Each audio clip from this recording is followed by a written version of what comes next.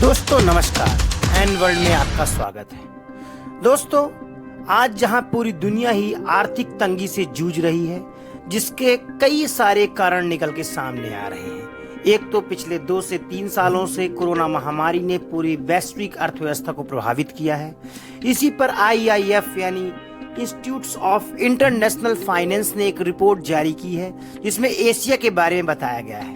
तो आइए जानते हैं क्या है पूरी बात।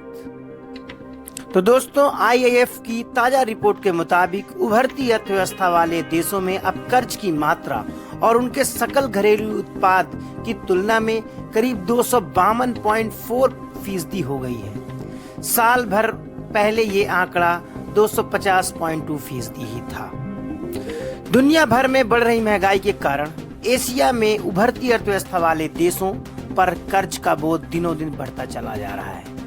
इस वर्ष अप्रैल से जून तिमाही में इन देशों पर सरकारी और निजी दोनों ही क्षेत्रों में कर्ज का बोझ बढ़ा है, क्योंकि वैश्विक स्तर पर माल का उत्पादन और डिमांड में काफी असमानता देखने को मिल रही है। जबकि पहले लगातार 4 तिमाहियों में रुझान कर्ज का बोझ घटने का था।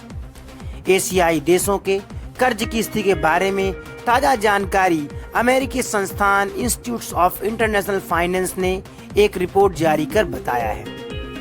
इस रिपोर्ट में उभरती अर्थव्यवस्था वाले देशों का जिक्र किया गया है, जिसके बारे में कहा गया है कि कर्ज की मात्रा उनके सकल घरेलू उत्पाद की तुलना में 252% हो गया है, जो कि साल भर पहले ये आंकड़ा 250% ही था।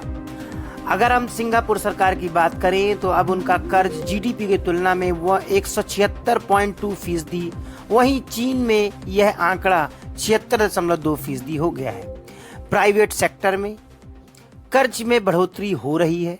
वहीं वियतनाम की कंपनियों पर कर्ज की मात्रा वहां के GDP की तुलना में करीब 107% बढ़ गई है।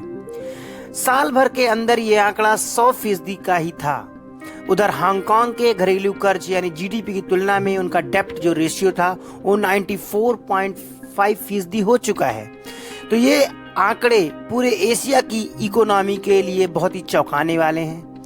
तो वहीं IIF के मुताबिक अगर पूरी दुनिया पे अगर गौर करें, क्योंकि इकोनॉमी तो पूरी दुनिया की ही प्रभावित हो रही है, तो अप्रैल से जून तिमाही में सार्वजनिक और निजी कर्ज GDP की तुलना में करीब 349% तक पहुंच गया है।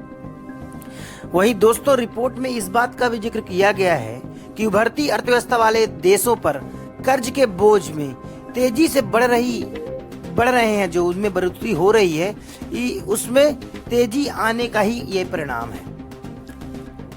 इस रिपोर्ट में चीन की अर्थव्यवस्था पर गहरी चिंता जाहिर की गई है तथा यूरोप में अर्थव्यवस्था में गिरावट और ऊर्जा एवं खाद्य पदार्थों की महंगाई के कारण बढ़ रहे सामाजिक तनाव की चिंता पर भी जोर दिया गया है।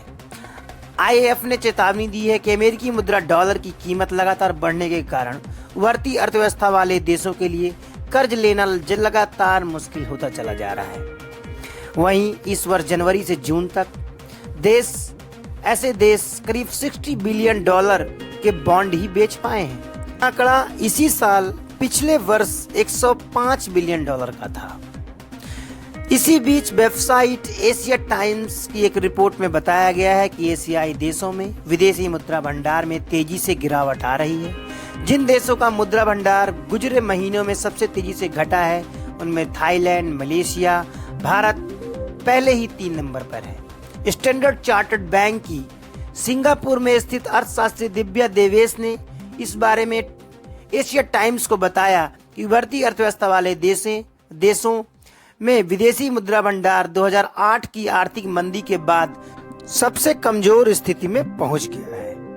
तो दोस्तों, एशिया में गिर रही इकोनॉमी पूरी दुनिया के लिए ही चिंता का सबब बन रहा है।